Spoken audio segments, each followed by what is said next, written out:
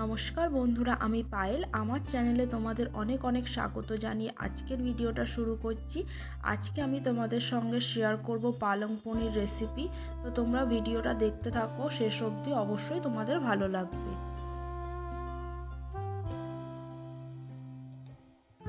প্রথমে আমি পালং শাকগুলোকে ভালোভাবে ধুয়েও বেছে নিয়েছি।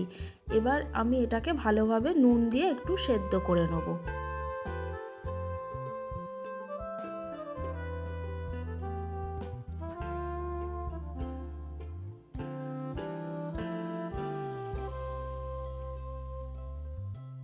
তো পালং শাকটা ভালোভাবে সেদ্ধ হয়ে গেছে, এর জলটা একেবারে পুরোপুরি ঝরিয়ে নেব।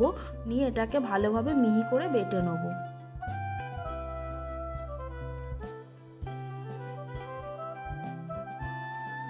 এবার আমি এখানে কিছু পরিমাণ কাজু আর একটা কাঁচা লঙ্কাকে পেস্ট করে নেব।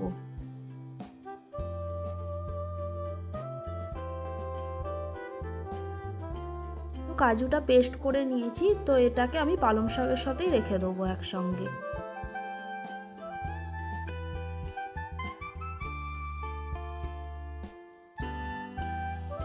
এখানে পনিরগুলোকে ভালোভাবে চৌকো চৌকো করে টুকরো করে নিয়েছি। তো এর মধ্যে নুন, হলুদ আর এই অল্প পরিমাণ লঙ্কা গুঁড়ো ভালোভাবে মাখিয়ে নেব।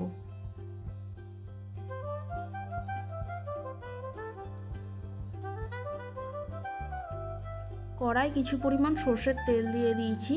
এর মধ্যে পনিরগুলোকে হালকাভাবে ভেজে নেব।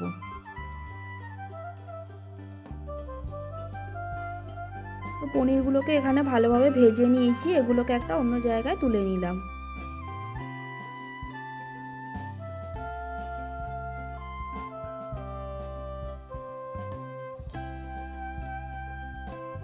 আবারও একইভাবে বাদবাকি পনিরগুলোকে ভেজে নেব।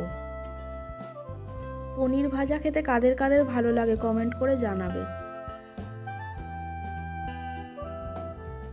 সব পনির আমি ভালোভাবে ভেজে নিয়েছি।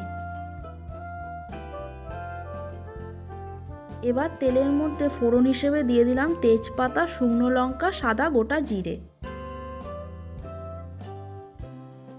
তো ফোড়নটা হালকাভাবে ভাজা হয়ে গেলে এর মধ্যে পেঁয়াজ দিয়ে দিলাম কুচি করা। পেঁয়াজটাকে একটু হালকা করে ভেজে নেব। আমি দুটো মিডিয়াম সাইজের পেঁয়াজকে কুচি করে কেটে নিয়েছি।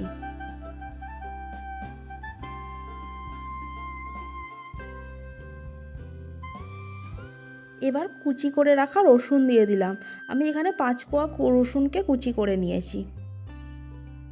পেঁয়াজ আর রসুনটাকে একটু ভালোভাবে লাল লাল করে ভেজে নেব।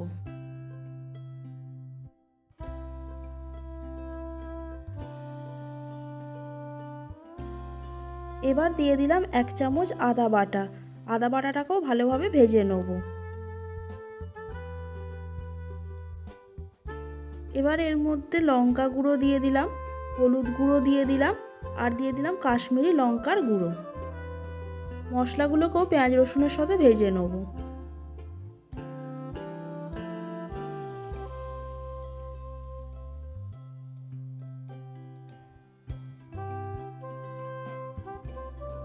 এবার এর মধ্যে দিয়ে দিলাম কুচি করে রাখা টমেটো আর নুন। নুনটা দিয়ে দিলে টমেটোটা তাড়াতাড়ি গলে যাবে। টমেটোটা দিয়ে ভালোভাবে ভেজে নেব।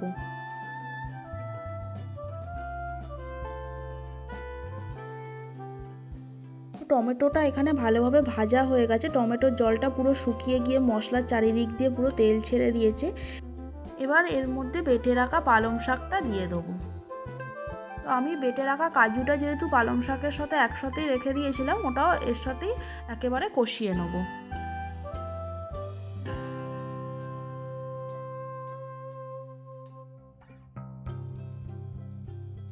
পালং শাকটা মশলার সাথে কষিয়ে নেবার সময় এতে অল্প পরিমাণ চিনি দিয়ে দিলাম যাতে কালারটা ভালো আসে।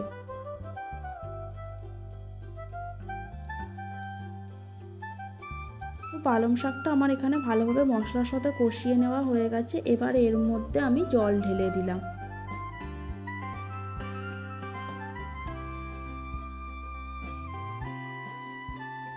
এবার এর মধ্যে দিয়ে দিলাম অল্প পরিমাণ ভাজা মশলা, দিয়ে ভালোভাবে নেড়েচেড়ে মিশিয়ে নেব।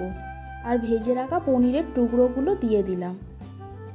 ভাজা মশলার ইনগ্রিডিয়েন্টসটা আমি তোমাদের ডেসক্রিপশানে লিখে দেবো।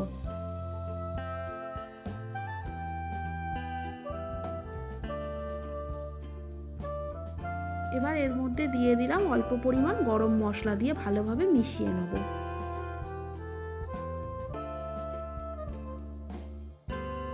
তো আমার পালং পনির একদম রেডি হয়ে গেছে, এটাকে একটা অন্য জায়গার মধ্যে ঢেলে নিলাম।